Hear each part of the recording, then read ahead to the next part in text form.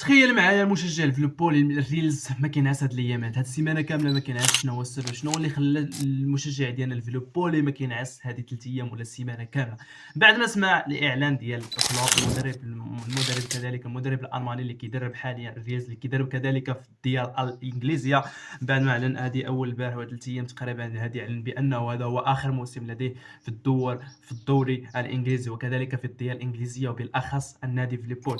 كذلك مشجع ليفربول بشكل عام بشكل خاص ليفربول المشجع الجماهير ديالو كيتقبل اي حاجه كما كانت الا الرحيل ديال المدرب ديالهم كلوب، لان الكلوب عنده واحد المميزات اللي هي مميزه بزاف اللي غادي نشوفوها. كذلك من اهم الصحف اللي كان دار واحد الانترفيو واحد اللقاء بينه وبين واحد الصحفي، سولو داك الصحفي طرح عليه واحد السؤال، قال شنو هو السبب اللي خلاك تنتقل من ليفربول من بعد ما ريحتي بزاف ديال السنوات اللي كتقدر 9 سنوات تقريبا. راه 9 سنوات الاخوان، هذا العام هو 9 سنوات، راه صعيبه صراحه طلع تريح في واحد المكان، ولانه كيكون راحل من بعد ما كتكون مريح في واحد المنطقه بالضبط كتكون واحد شويه صعيبه. من بعد ما سولو كذلك داك الصحفي قال شنو هو السبب اللي خلاك تنتقل في هذا الوقت بالضبط، قال له هنا في هذا طاقتي صافي عيل، خصني نرتاح واحد العام، خصني نرتاح على الاقل واحد 6 شهور، خصني نرتاح. شنو هو السبب اللي خلى ليفربول كذلك كلوب؟ شنو هو هذا الفيديو ان شاء الله غادي نعطيكم السبب، اللي غادي نعطيكم واحد نعطيكم واحد شنو هو السبب، شنو هو السبب حسب رايي الشخصي. ولذلك ربما هذا الراي ديالي غادي يكون ان شاء الله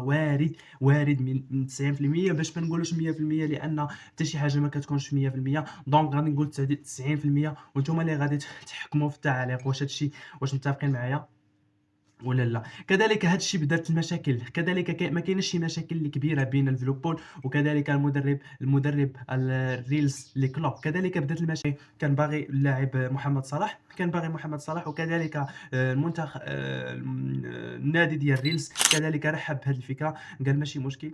وكذلك في نفس الوقت في نفس الصدد كلوب ما رحبش بهذه الفكره، طرح على راسه واحد التساؤل اللي هو مهم وجد اساسي. شنو هو السبب اللي خلى النادي الريلز، النادي بشكل عام، الاداره بشكل عام، شنو هو السبب اللي خلاها تفقد ولا ترحب بهذه الفكره بيع واحد من اساطير اللعب، من واحد من الاساطير اللي كاينين في المركز ديال الهجوم اللي هو محمد صلاح، اسمه محمد صلاح. وكذلك علاش بعت لي بزاف ديال اللاعبين من بينهم محمد صلاح، كانت باغيه تبيع محمد صلاح، وكذلك باعت ماني وباعت فيرمينو، كذلك باعت نخبه كبيره من اللاعبين ما عندها حتى شي مشكل. داكشي علاش هو طرح على راسه واحد التساؤل، علاش هما كيبيعوا اي لاعب اسطوره عندي. وكذلك كنشوف المنافسين ديالي كينتحدوا كيشدوا واحد اللاعبين عندهم واحد النخبه ديال اللاعبين من مستوى الطريز العالمي. على سبيل المثال سيتيزينز كل مركز عنده 3 4 احتياط، لانه واحد الدكه اللي كتعتبر سيتيزينز هي اللي كتخليها تفوق على المنافسين ديالها، وحتى شي دوله وحتى شي فريق كما كان النوع ديالو ما كيقدرش ينافس سيتيزينز، لان سيتيزينز عنده مدرب، عندها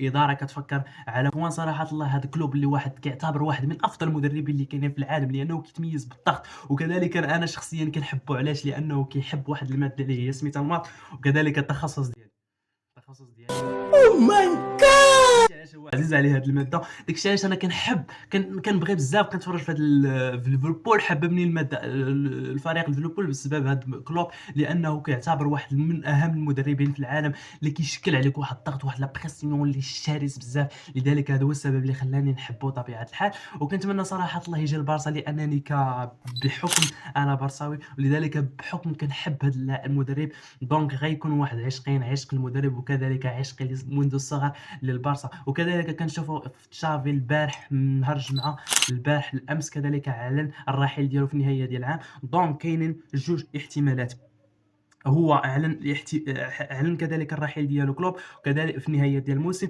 وكذلك تشافي اعلن النهايه ديالو تشافي. وفهم الفهم علي ما بغيتيش تفهم اخويا، صراحه الله بيني وبينكم الدراري الاخوان، والله العظيم اللي كنتمناه يجي البارسا. وصراحه الله كنتمنى من الله يكون عجبكم الشرح، وكتبوا لي التعليقات ديالكم في التعليق كذلك. والله يجازيكم بخير، الله يجازيكم بخير الاخوان، ما عرفتش طلبتكم اول مره غادي نطلب، الله يجازيكم بخير. ما تنساوش الاشتراك، لايك، تعليق، بارطاجي الفيديو مع اصدقاء ديالك باش يوصل لعدد كبير ديال الناس. دونك